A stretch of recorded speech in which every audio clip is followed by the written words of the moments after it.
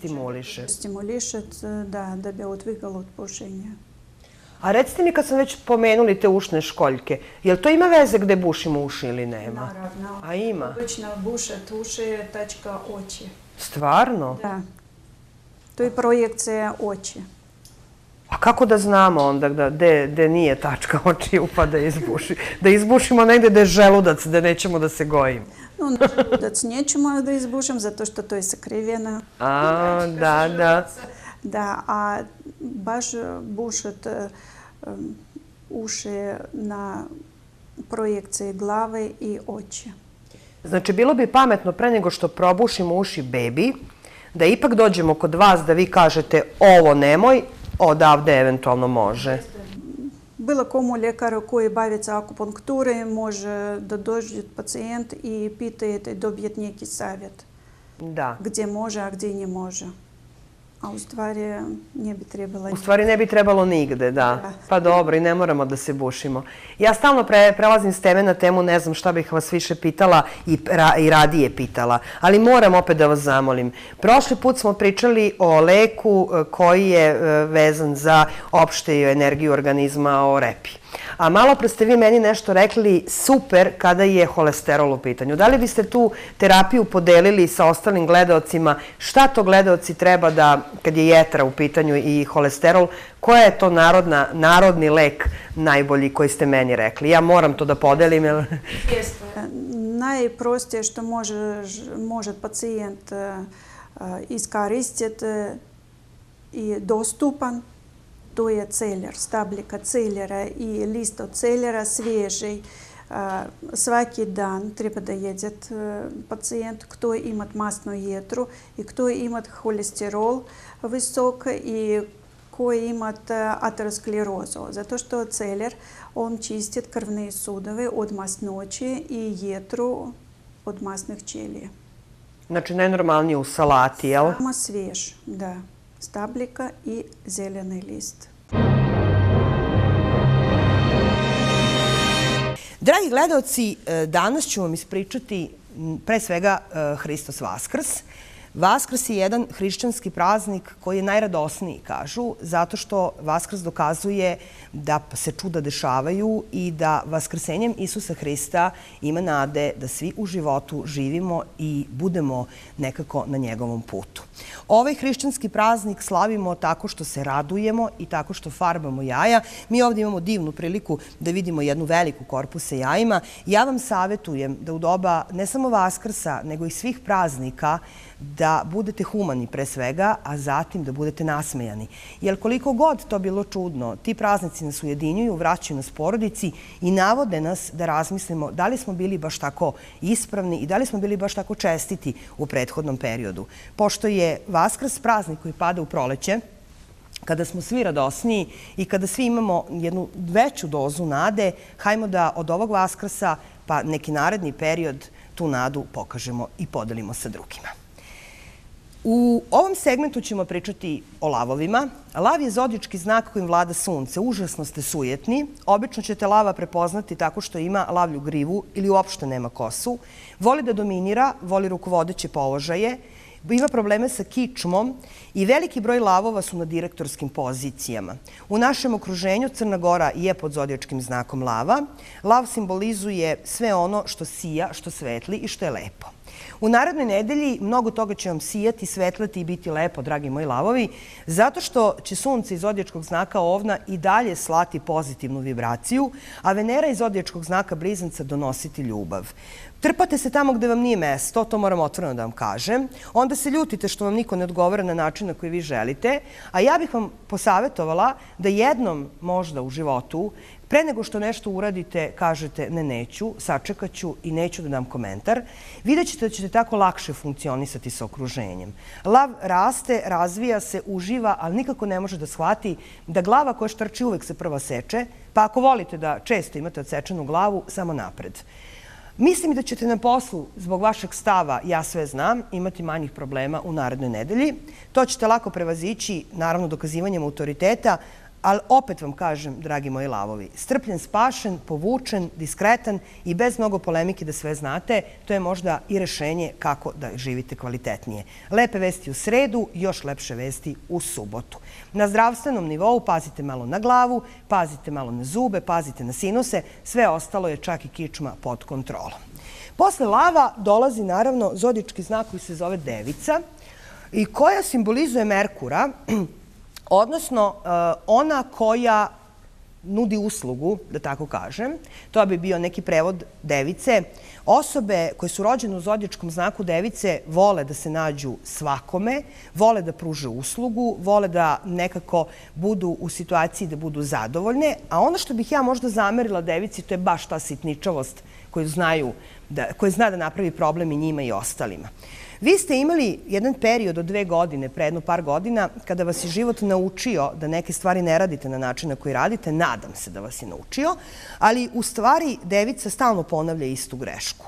U ovom trenutku Mars je u vašem znaku, krenuo je direktno i vi ćete se probuditi iz mrtve faze, počet ćete konačno da radite to što planirate, počet ćete konačno da budete zadovoljni, ali ćete biti i malo nabrušeniji nego što bi trebalo. Čini mi se, dragi moje device, da i dalje morate da pazite šta pričate, jer vam reč nije baš najbolji saveznik.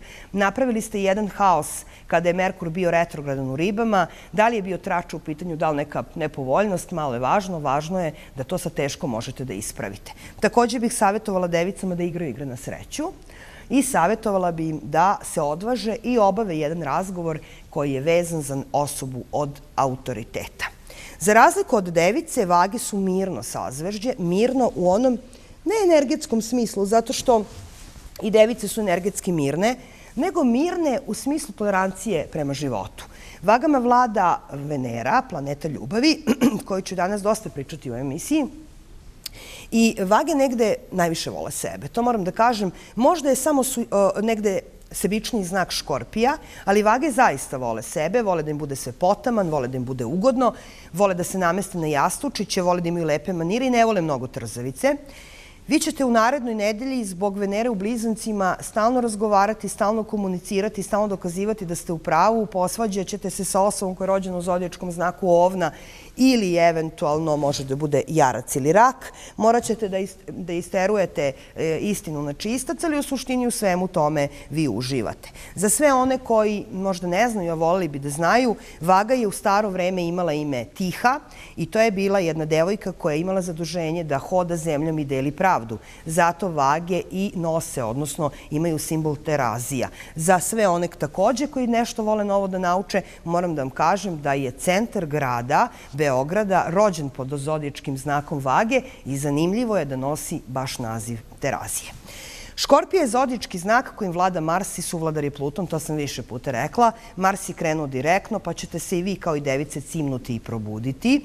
Škorpija je sebično sazvežđe i to mogu da kažem, iako sam i sama Škorpija u podznaku. Volite da bude kako vi kažete, volite da bude kako ste vi zacrtali, ali ne nekako na jedan robustan način i sa vama je stvarno teško, dok kod lava i kod ovna mi odmah znamo da mora da bude po njihovom, dok kod device mi znamo da mora da bude po njihovom, inače će devica ući u neki problem. Kod vas je to sve nekako iza kulise, ispod žita i zapravo treba mnogo intuicije da bi se s vama funkcionisalo na obostrano zadovoljstvo. U narednoj nedelji ljubavi nema. I to moram otvoreno da vam kažem, ljubav dolazi kroz prijateljstvo. Ako hoćete da uđete u neku novu vezu, neka to bude sa prijateljima, ali zato ima para. I to para koji vam omogućuje jedan muškarac vezan za uniformu, dobici kroz kontakte sa zakonom i dobici na izvestan način kroz kontakte sa ljudima koji nose uniformu. I vi igrajte igre na sreću i posrećilo vam se da Bog da. Mala priča o poludragom i dragom kamenju danas je vezana za rozen kvarc. Rozen kvarc je kvarc, nalazište je svugde oko nas, specifične roze boje, donosi svakome koga nosi umirenje i rozen kvarc je zanimljiv po tome što smiruje i leči tugu. Ako ste izgubili dragu osobu, ako ne možete da se stabilizujete nakon nečeg odlaska ili ste uznemireni po bilo kojoj osnovi, savetuju stručnjaci da nosite rozen kvarc. Rozen kvarc se relativno lako obrađuje i zbog toga je jako popularan u izradi nakita. Specifično roze boje, zato se i zove rozen kvarc, takav da ga žene ne rado nose, nego ga i rado poklanjaju. Odličan je u kombinaciji sa mesečevim kamenom, sa gorskim kristalom i sa ametistom i takve kombinacije zovemo ljubavne amajlije. Inače, rozen kvarc, kada pričamo o kristaloterapiji, zadužen za regulisanje problema urinarnog dela, odnosno regulisanje problema onih organa kojima vlada Venera. Ukoliko ste alergični, ukoliko imate netoleranciju na sunce, ukoliko imate problema sa urogenitalnim traktom, onda se svakako savetuje da nosite rozen kvarc. Ako nemate ljubav, onda u krajnji dijagonalni desni ugao, to je sektor emocija, stavite u vašem stanu dve male figurice od rozen kvarca, neka to bude srce ili neka to budu slonići ili bilo šta što asocira na radost i na taj način prizovite ljubav. Postoji još jedan ritual u kome se jedna figurica rozen kvarca poklanja osobi sa kojom ste ušli u emociju, dok se druga zadržava kod sebe. Kažu stari, kada se dve duše spoje, onda će se spojiti i te dve figurice i kada se to desi, te dve figurice i držite u tom sektoru za emociju. Zanimljivo je također da je rozen kvarc kamen koji se najčešće koristi pored žada u izradi figura, ukrasnih figura, zbog svoje dekorative, ali i zbog svoje velike mogućnosti da pozitivno emituje vibracije na ceo stan. Lako se praktikuje, često se praktikuje i rado se praktikuje u Feng Shuiju, a ja vam savetujem da svoju tugu, svoje nezadovoljstvo i svoju ljubavnu problematiku rešavate i lečite baš rozen kvarcom.